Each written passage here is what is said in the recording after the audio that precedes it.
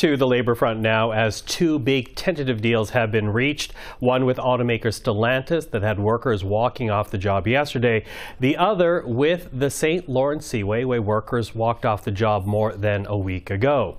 Well, Lana Payne is the national president for Unifor, the union that represented workers at both those strikes. Lana, good to see you. Thank you for joining us this evening. Thanks for having me. So a busy weekend for your union, two big settlements reached. Let's begin here with Stellantis, because it didn't look so good yesterday afternoon when thousands of workers walked off the job. What happened between yesterday afternoon and this morning? It's amazing what a strike will do to get an employer to pay attention at the table. And of course, we were making progress, Michael, there's no doubt about it, but we had set a deadline for midnight. And there was no way that we were going to get through the bulk of issues that we had left close to our deadline. So we basically, went on strike in order to get this tentative agreement over the finish line. And we worked furiously through the night. Our bargaining committees, subcommittee tables, local tables, we were all throughout the hotel trying our best to get this done as quickly as possible, and managed to get that tentative agreement at 7 a.m. this morning. 7 a.m. this morning, as you say, and to my understanding, of course, you have not released the details quite yet, but my understanding is that it essentially follows similar deals with both GM and Ford. So I'm kind of wondering, what precedent do you think this sets for auto workers in this country? Now that you've negotiated these deals with the big three, how does it position auto workers for the future? It's really incredible what's been achieved in these collective agreements for our members on a number of fronts, Michael, from wages, seeing the kind of significant wage increases that we have for both production workers and skilled trades over a 3-year period, so between 19 and 25%. Plus, we've negotiated cost of living allowances on top of that. We negotiated the first real pension increases for all members for the first time in 15 years. And of course, one of the very big important things, both at Ford, General Motors, and now at Stellantis, was how do we support our workers through this EV transition?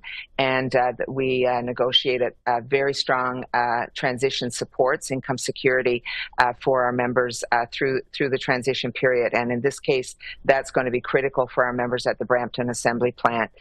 So all in all, these are pretty significant deals. And what I would say to you is it's transformative right now for the auto and manufacturing sector in the country.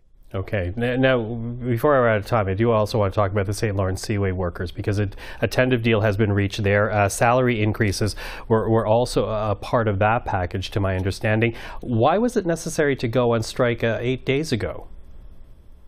This is an incredible story. These workers have not been on strike in 55 years.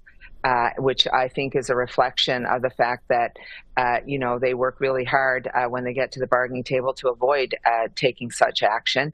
But it was impossible in this round of bargaining. Not only was the economic offer not there, in fact, it was insulting, something around 6% over 3 years, which is where it had started. And of course, the bigger issue we had here were the repeated violations of the collective agreement over the past number of years, which had resulted in what I've been calling a toxic workplace. And both of these things had to be addressed in bargaining. And I'm happy to say, with the support of federal mediation services, we were able to reach a tentative agreement for these members on Sunday.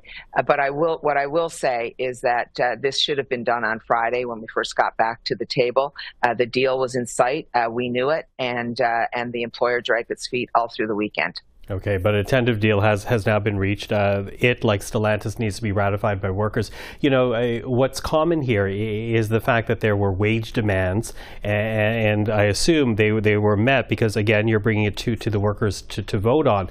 But we've also heard the Bank of Canada governor essentially warn us that these kinds of wage increases are adding to inflationary pressures. What do you say to that? Well, there's absolutely no proof that wages are an inflationary factor right now. In fact, workers are still trying to catch up and restore purchasing power to their wages lost to inflation.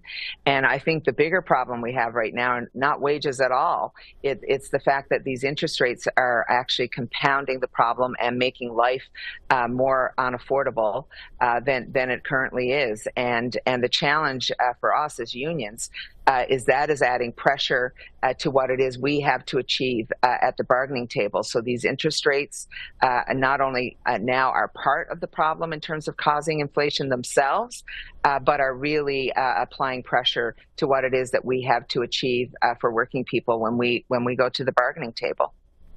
Well, Lana, I know it's been a sleepless weekend for you, so really appreciate the time this evening. Thank you for that. Thank you so much, and take care. You too. The president of Unifor, Lana Payne.